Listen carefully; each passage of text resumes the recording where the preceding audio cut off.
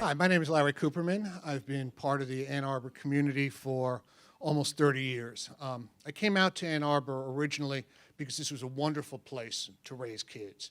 My kids are now grown. They've moved on with their lives. They've relocated. But Ann Arbor is still our hometown. That's how we feel about it. I work in the computer games industry.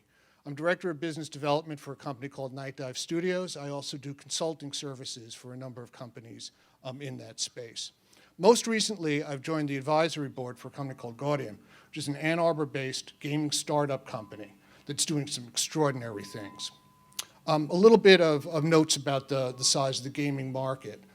This year, games for mobile devices, that's smartphones, tablets, smartwatches, are going to generate about $30 billion in revenue. That market space is growing by about 21% year over year. So it's a very lucrative space. I believe it can also be a big driver for future economic growth in Ann Arbor. I think we can really carve out a niche there. We have the right pool of talented people with the right computer skills. The barriers to entry in terms of startup costs are very low.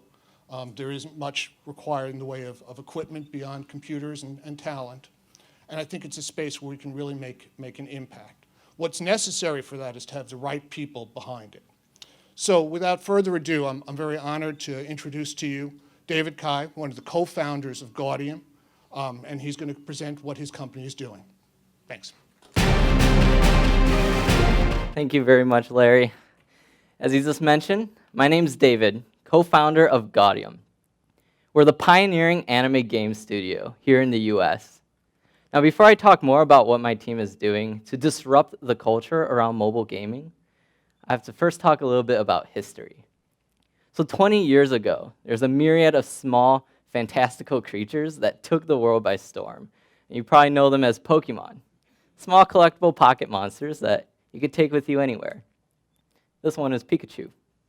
Ever since their inception 20 years ago, Pokemon has gone on to become the world's second biggest game franchise, having generated well over $58 billion in revenue. And if you go outside right now, you'll probably even see people tuned into their mobile phones playing the latest game in their lineup, Pokemon Go. It was released just a few weeks ago, and within days, Pokemon Go was topping social media, news articles, headlines, even the stock market charts. Right now, Pikachu, he's worth a lot of money. But Pokemon was just one example of successfully exported Japanese titles. Ever since then, the genre has been gaining a cult-like following from across the whole world. And the idea of the anime art style has even become synonymous with creative freedom and expression. But one of the biggest problems that faces this audience is that they can't always access the kind of content that they love. And that's a reason because the studios that produce them are all located in East Asia, resulting in natural language barriers and also artificial region locks. That's ridiculous. It's like if you couldn't play your favorite game or even sport like soccer because you didn't live in Europe. And we at Gaudium believe differently. Our vision is to circumvent those barriers and produce anime media and content right here in the US, where English is the main language. The question is, how do we do that, and through what channels? Well, if we think back to Pokemon for a second, we know that a lot of its success is due to the small, lovable creatures and the allure of catching them all. But another aspect is the fact that it was highly mobile. You could take your Game Boy Color anywhere with you, and nowadays even your mobile phone. And that mixture of collection and mobility together is such a gripping concept. It's part of the reason why, out of all mobile app revenue, 85% of it is generated from games. It makes mobile the perfect platform for Gaudium's first product, Armor Blitz. Armor Blitz is a digital collectible card game where you can assemble an army of World War II-inspired characters to fight against the world's corrupt forces. Now, let's dig into this a little bit more. Essentially, we're taking historical military vehicles and then putting our own spin on it. So on the left, you'll see the Soviet Katyusha rocket truck. And then this is our character, Katyusha. She has her own personality and background that you can learn about as you play. When you first enter Armor Blitz, you're greeted by Lieutenant Rachel, and she's relaying a very important message to you. The corruption are attacking, and you as a new general are in command to push them out. As you learn how to play, you'll discover the various role-playing and also strategy aspects that we've built into the game's design. So this is the world map. You can collect resources, fight battles, construct new units, and also customize them so that each player's gameplay experience is unique. And we've also paired this with real-time gameplay, which is an adjustment we actually made for the Western audience, as they enjoy interactive gameplay that Eastern studios typically can't offer.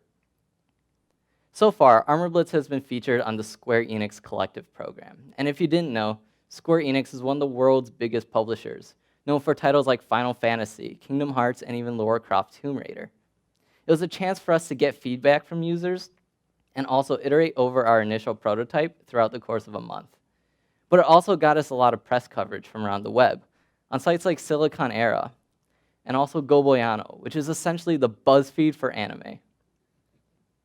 Our team has been working together ever since our days in Wolverine Soft, which is the University of Michigan's game development club. After winning a lot of local game competitions and even deploying live products to the Google Play Store, we decided we could do something even bigger, Armor Blitz. But in addition to our local team, we also work with artists from across the world who align with our vision. So far, there are over 20 artists that have not only produced content for the game, but also helped to spread our own brand to their own fan bases. It's helped us gain traction throughout the web and on social media. And because Armor Blitz is actually in live beta testing right now, we get constant communication from our users, allowing us to create a truly user-driven gaming experience. Some of them even draw fan art for us, which, as a developer, is amazing to see your own designs being recreated by others. So far, the beta has over 1,500 downloads at an 18% day 7 retention rate, which is well above the industry average of only 10%. Our rollout strategy includes a regional test later this month, and that's so we can refine our retention and monetization numbers before our full release on November 1st. That way, we can hit the ground running. The world of Armor Blitz is fighting a huge war right now, and they need generals like you to help.